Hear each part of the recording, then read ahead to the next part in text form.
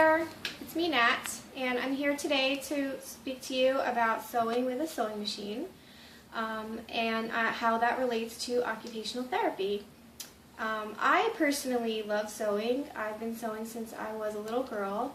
I learned how to sew from my grandmother, and my grandmother also taught my mother how to sew, who's filming this now. Thanks, Mom. And my grandmother learned from her mother, my great-grandmother. So in our family, it's a big tradition, sewing. And it's personal to me specifically because when I was a teenager, I didn't have a lot of extra money for clothing. And so I would sew as a way to supplement my wardrobe. And so sewing for me is not just a leisure activity. It was also something that, that I needed. It was a necessity. But I think for the average occupational therapy client, sewing is going to be something that, according to the OTPF, the Occupational Therapy Framework, that it would fall under the category of home establishment and management. That's an IADL. And it also, additionally, it would be considered leisure participation and, for some people, social participation, depending on whether or not you're interacting with your family, as I do when I sew, you know, to ask for advice or opinions or things like that, since it is sort of a social activity. So what I'm going to be showing you are some modifications for sewing on the machine.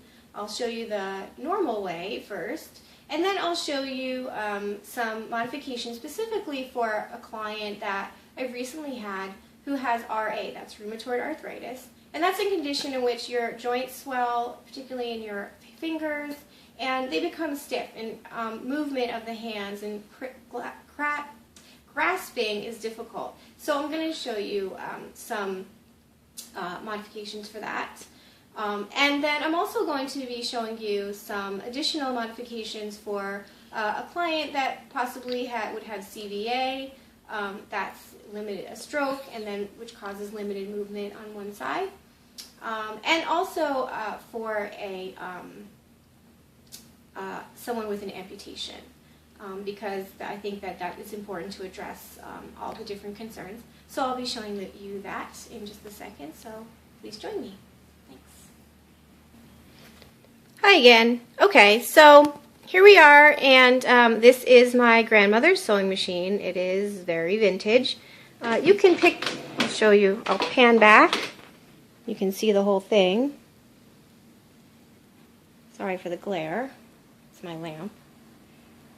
But I need that lamp for lighting. That's a really important thing to start off with. If you don't have adequate lighting while you're sewing, you could accidentally hurt yourself. A client can hurt themselves, obviously, prick their fingers or run over their fingers with a sewing machine, and that's not good. So please use a lamp if you don't have a light on your sewing machine. My sewing machine does have a light, but right now the bulb is out, so I have my lamp, which is just fine. You can buy one of these sewing machines at a vintage sewing machines, not a sewing machine store, silly, at a thrift store, and they run about $20 or $30, depending, and they're really great. Oftentimes they work really, really well, much better than a new sewing machine. So if a client is looking for one and they don't have a lot of extra cash, they can certainly pick one up for a relatively small fee, and that's a nice thing. Okay, so I'm going to go through some of the basic things that we're going to need to do in order to just sew a seam, because this is something that I think is really important in terms of sewing, and so I'm going to show you how to do that. So here are the basic supplies that you'll need. You will need some fabric. In this case, I have chosen to use just this linen fabric, and it's pretty lightweight. It's cotton. It's easy to rip out, and I'll show you how to cut it in a little while, not using a scissors, which is kind of cool. Here is a pin cushion. This was also my grandmother's. And then two different kinds of tape. This first one is double-sided tape. You can buy it in any store. I got this one in Walmart. I think it costs like 97 cents. And notice that it's 3/4 of an inch. It's not really skinny, and you'll see why in just a little while. This one is just regular transparent tape. Again, it's that 3/4 inch width, and that's important. And I also have this large kitchen shears, which works really quite well, and it's less expensive, and it's easier for a client or for you to find for a client to work with. One last thing, I just want to talk a little bit about safety. So you'll notice here that I'm wearing closed-toed shoes, and I'm doing that because obviously I'm going to be working with pins, so I don't want to step on pins. Certainly if you're working with a client in an occupational therapy setting, you don't want them stepping on pins either. That would be very bad. So yeah, please make sure that they are wearing shoes, and wear shoes yourself if you're going to sew. And now I'm going to show you some techniques. Okay, so now what I'm going to do is I'm going to show you how you do a simple seam. So you have to pin your fabric. And as you can see, I'm holding my fabric carefully in my left hand, and I'm putting in pins with my right. If I were left-handed, obviously I would do it the opposite way. And I'm putting the heads of my pins to my left, because I'm going to need to remove them as I'm pulling them out underneath the foot of the machine, and so pulling them out in this direction is much easier than pulling them out in that direction. So also I just wanted to talk to you a little bit about the movement that you saw in my hand while I was pinning. I was doing this a lot, that's grasping motion. This is going to be difficult for somebody that's got rheumatoid arthritis or a CVA with excessive tone from muscle damage. And so doing this is going to be difficult for a patient like that. So I'm going to be showing you some modifications in terms of pinning in just a second, but I'll show you how it runs through the machine. And I need to pull my pin out before it hits my needle.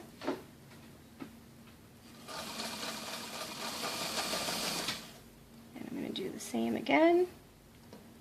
Come on. There we go. Okay, so that's the basic concept of sewing with a machine and doing a seam. Now I'm going to show you the adaptations that I have for the clients that I mentioned. So now I'm going to show you that same seam, but I'm going to use transparent tape instead. And again, this is that 3/4 of an inch tape. It's clear tape. Make sure that it's clear so that you can see through it when you're working. And what this does, it allows you to kind of just rest your hand on where you want your fabric folded. You pull off a piece of tape. If you have limited movement, you're a client with limited movement, you can stick it down on the table edge and then pick it up. And you could sort of just place it where you need it to go. And that's just one movement, so you don't have to deal with pinching your hand over and over again in order to get the seam where you want it to be, okay? And it just makes that same nice crease so that when you're sewing your seam, you're not damaging it. And you can, it's neat because then you can just pull the tape right off, so I'll show you that.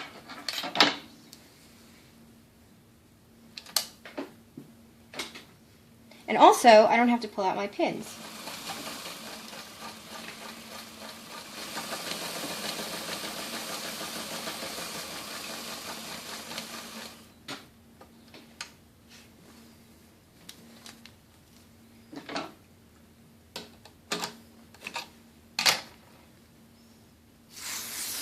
Ta-da! No pins, no muss, no fuss. Very simple, and you don't have to have that pinching and grasping motion that you would have had to use with all of the pins. So it's much faster, much easier for a client that has where this motion is very difficult, in particular rheumatoid arthritis. So the next thing I'm going to show you is how to use the two-sided tape to make a seam. Again, this is for a client that's going to have that limited hand motion. This is, again, going to be for even more limited movement. If your client has a hard time with the transparent tape, putting it on the table, this is just sort of a faster way to do the same thing. So all they have to do is take the tape off, pull so they could do this with somebody else's assistance. Pull it as far as they want it to go, break the tape off,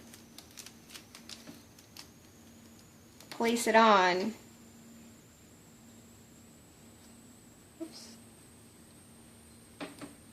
and fold it over.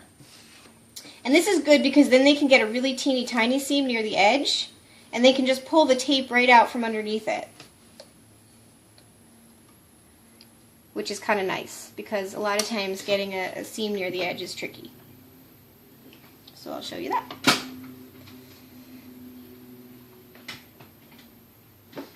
If I can find my foot pedal, I'll show you that.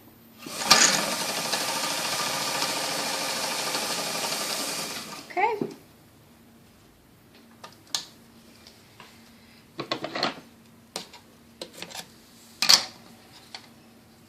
And all you do, pull the tape right out, and poof, you have a nice tiny little seam, and it's very perfect, and then you could just trim the excess fabric off. Now, speaking of fabric trimming, using a scissors sometimes is very hard. Again, that's that same grasping motion. So particularly if you have, not just if you have rheumatoid arthritis, if you've got a CVA, this is not going to be a really doable hand motion.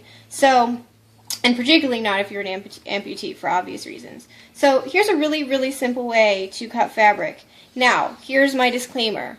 Don't try to cut fabric that is not cotton, it's too thin, or usually that's going to fray a lot easily because you will get some fraying on the edges, but all you do is cut a little notch like I just did,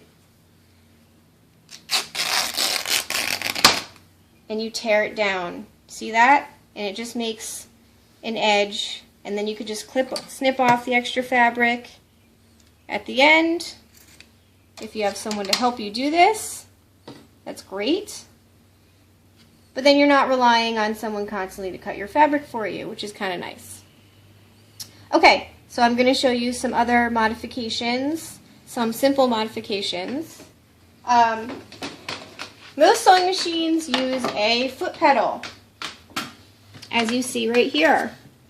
Okay, and you step on it to make it go, and that's what you've seen me use. Now, this machine and a lot of vintage machines, and this is kind of nice, have an additional option, and that is that you can press with your leg, and this is particularly handy for someone that's got an amputation, okay?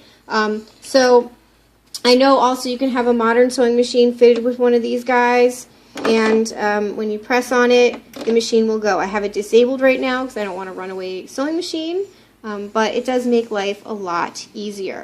The other thing that you can do for a modification, I'll just bend down here,